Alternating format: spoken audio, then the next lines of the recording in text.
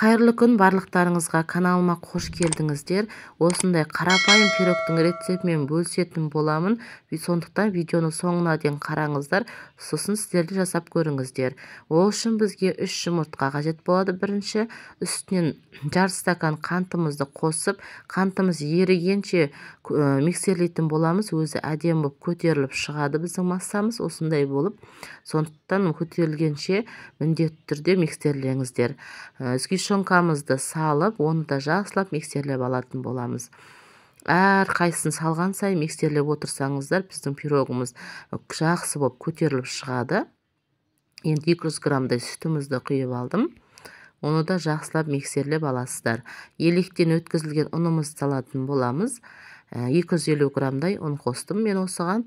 Електен өткізіп алдым. Үстінен міндетті түрде қосқышымызды салатын боламыз. Менде үлкен пирог болғандықтан мен 1,5 қасықтай чай қасықпенен 1,5 қасықтай салып алдым. Осындай әзір кетілді. Жақсылап араластыратын боламыз миксермен. Ең соңында сұйық майымызды құямыз. 50 граммдай сұйық май құйдым. Өзі әдемі масса болып шыққанша миксерлей бересіздер. Осындай керемет болып шығады өзі. Қою да емес, сұйықта емес болып шығады. Тура видеодағыдай болып жасаңыздар. Мына осындай енді формамызға салатын боламыз.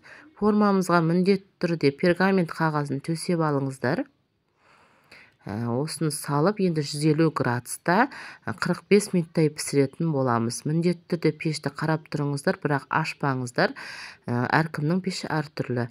Біздің пирогымыз дайын болып қалды. Міндетті түрде пирогты суыған соң бірақ алыңыздар формасынан, оған дейін алмаңыздар. Мен қазір осы пирогқа крем жасап көретін боламын. Мен жұмыртқаның ақуызын алдым. 3 жұмыртқаның жақсылап көтерілгенше миксерлеймін. Қазір мен осыған осындай бір кремді пайдаланып көремін. Бірінші рет пайдаланып жатырмын, бірақ сливкиге жетпейді екен. Осыны сүтке, бір 200 грамм сүтке араластыратын боламын. Үстінен ертілген сары майымызды саламыз. Қанттың қажет емес бізге, өйткені өзі тәтті екен крем. Ақуызымызға құйып аламыз. Осыны жақсылап өзі қоюланғанша миксерлейтін боламыз. Өзі қою болып шығады. Мына осындай қою болып шықты менде. Енді қазір осыны біздің жаңа пирогымызға арасына, шетіне жағатын боламыз.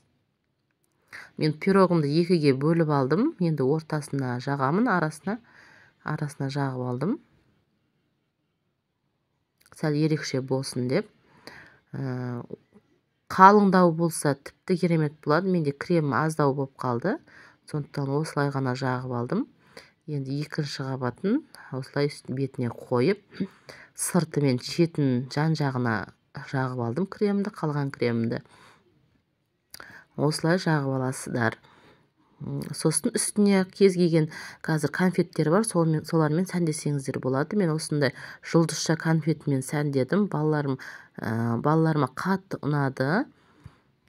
Конфетте тәтті екен әрі, осындай болып жасасаңыздар, өте әдемі көрінеді екен. Дәмі де тәтті болып шықты. Шаймен ішкенге таптырмайтын пирог болды. Міне осындай өте әдемі көрінеді. Әрі қонақ келгенде де осындай конфеттермен сәндесеңіздер, столда әдемі көрініп тұрады.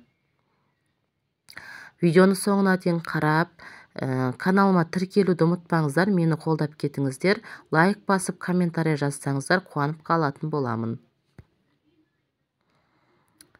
Осылай кесіп аласыздар. Сосын қалған холодильникке салып қойсаңыздар, кішкене креміміз қатып тұрады. Өте дәмді болып шықты, түрі де әдемі болды, өзіме де ұнады. Осындай конфеттер әдемі болып тұрады екен. Рахмет, сіздерге ас болсын.